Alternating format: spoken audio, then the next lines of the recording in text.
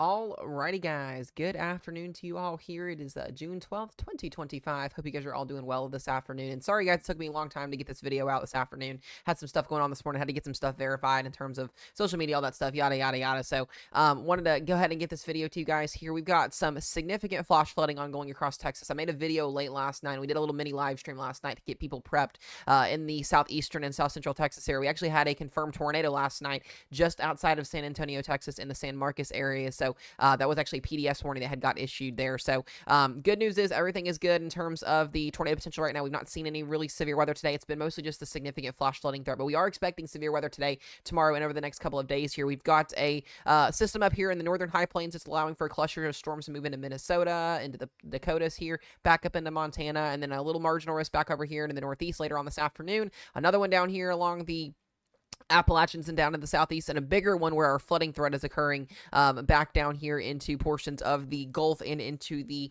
Arkansas and Missouri and Mississippi corridor here back up into the Mississippi River Valley. So we're going to talk about all that down here in just a second here. I do want to push in here and kind of zoom into where we're seeing the significant flash flooding. I'm going to show you guys some of these rainfall totals just a few minutes ago that we got updated on that have been shown over the last 24 hours, basically what we picked up in the San Antonio and the Houston metro area. And, you know, a lot of these totals are pretty significant. We've seen some pretty significant flooding in Houston. I've seen some of the videos and pictures coming in, but we still got showers and storms coming out. The good news is most of this should be pushing out of the Houston metro area, moving off the coast here very, very, very soon within the next couple of hours, but we are going to start to shift those showers and storms back up here into Louisiana, into Mississippi, and back into Arkansas later on to this evening here, and eventually into tonight. This will move up here in the lower Ohio Valley and into the Tennessee Valley, as we'll have the threat for maybe some sneaky severe weather tomorrow. So we're going to break all that down here in just a second. First, I do want to show you guys as well what in the world we got last night here. And this is the 24 hours rainfall totals, and you can see those higher colors, those brighter colors are going to be where we've seen those higher pockets of significant rainfall. Anywhere from 3 to 5 inches of fallen has fallen in and around San Antonio,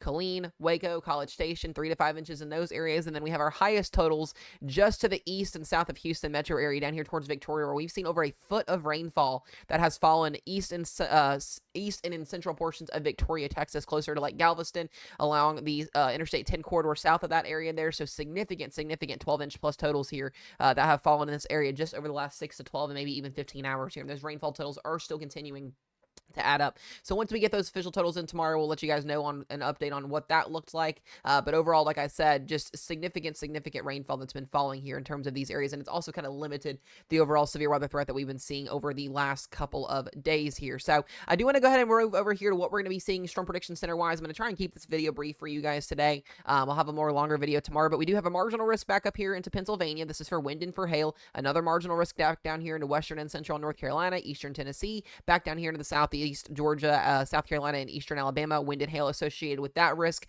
Another risk back down here with a 2% tornado risk at play. We are going to have to watch for a conditional 2% chance of seeing a tornado within a 25-mile radius of a given location. That does include Greenville, portions of Mississippi there, Shreveport, Louisiana, back into Memphis, Jackson, Little Rock here, even into far extreme western Kentucky and southern Missouri, Boot Hill area, where we could see a brief tornado later on this afternoon. Another marginal risk for wind and hail back down into the far extreme portions of the Mexico-Texas line. And then our main event back down here into the high plains, where we are going to see a new system move through, giving us a level 2 slight risk here in the yellow for wind and for hail, and a small chance of seeing a brief isolated tornado, and then a marginal risk that extends outside of that there from Denver down towards portions of eastern New Mexico, western extreme Texas, and all the way back up into Minnesota and Iowa. So we're not really looking at any significant severe weather today, guys. These are scattered, isolated chances. We're going to see this a lot over the next couple of days.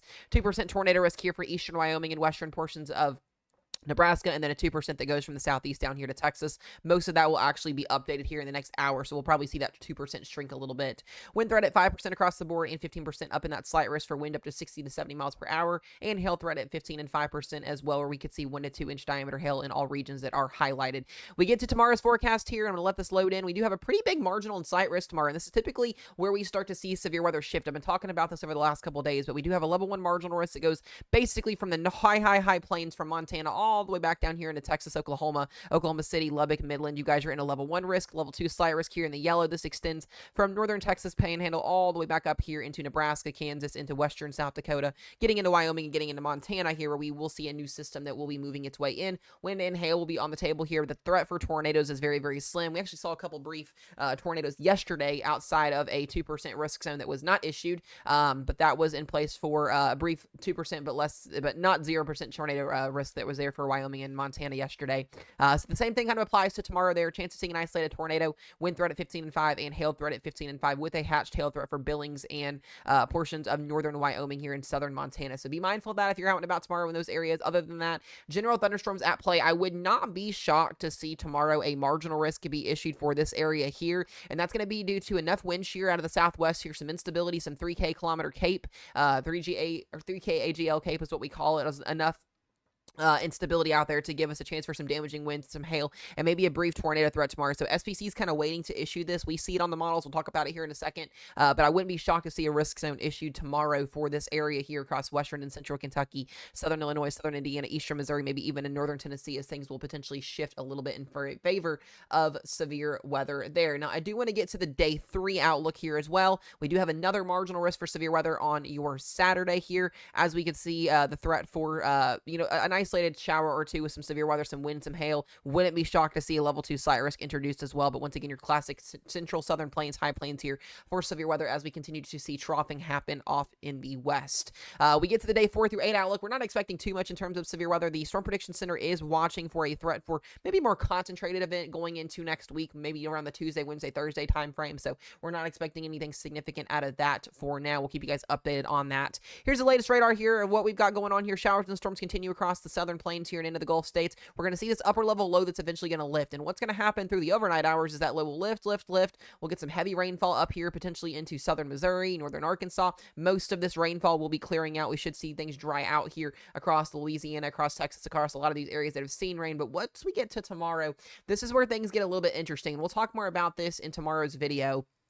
But I wouldn't be shocked to see a corridor here of some isolated supercells, discrete supercells that could develop tomorrow afternoon along the lower Ohio Valley, the Tennessee Valley here as this low lifts. Warm front will be just draped over top of that low pressure system where we'll see a little bit of a cold front staggered here with it as well. Could see some enhanced southwesterly winds, moisture, instability, all that stuff will be at play. We'll have to kind of watch the over and afternoon models tonight and the evening models to kind of see how this transitions. If we start to see an uptick in significant severe weather or some type of severe weather tomorrow, I'll get on and do a live stream update for you guys tonight. So other than that, we'll be kind of just watching this from behind the scenes for you guys. We'll keep you guys updated in that, and we'll have a more brief update for you guys in tomorrow's video for that. As far as the accumulational or extra accumulational radar potential here for rainfall that we could see over the next little bit of time, mostly looking at 1 to 3 inches of rainfall. Could see some higher pockets of up here in northern Arkansas, southern Missouri of 1 to 3, maybe some 3 to 5 inch rainfall totals, but most of this rain will be starting to weaken as it continues to progress off to the northeast here.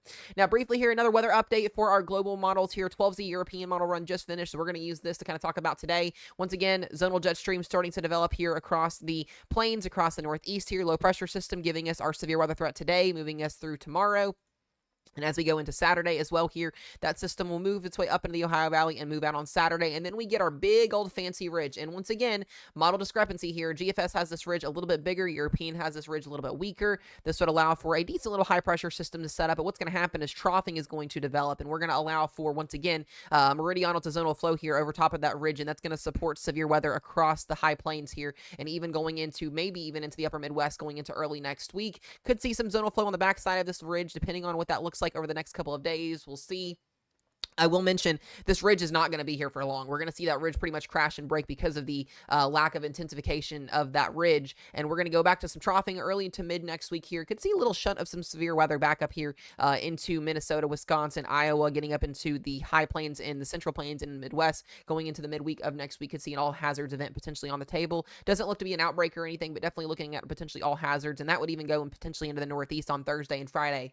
And then this is where things start to get interesting. Going into late next week, I really want to watch this area right in here. This is what we call zonal flow. What zonal flows does, and this is where our major high pressure is going to set up finally. We do see a ridge actually, strengthen, develop here going into early to late next week here. And what that's going to do is keep things quiet and dry down here in the Central Plains, Texas, Oklahoma, Kansas. You guys will dry out. But what's going to happen is you get shear, and shear over top of that ridge is going to allow for instability. We'll have dew points being pulled up with that high pressure spinning counterclockwise. And what that's going to do is it's going to aid in multiple days of severe weather across the high plains next week. So I expect next week to be very, very active. active in terms of day-to-day severe weather. That'll really persist from about June 17th, 18th, really through much of the end of the month here. And we could even see a more potent system going into the third week and fourth week of June. That's still a little ways far out to figure out. We'll continue to look at ensembles behind the scenes and kind of get you guys updated with that. But ridging for the Ohio Valley, ridging for the Southeast here, ridging for the Central Plains would keep things very, very quiet, at least for the rest of it, or at least for a majority of the month here, if this were to validate. And you can really see just lots of showers and storms across the